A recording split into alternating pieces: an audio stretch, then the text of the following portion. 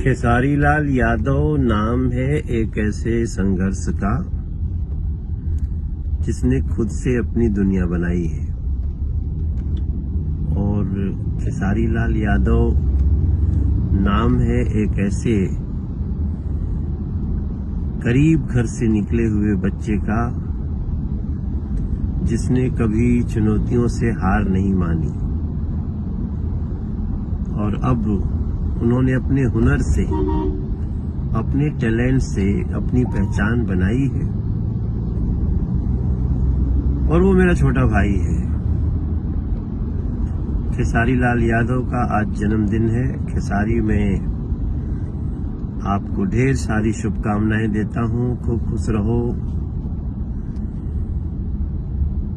और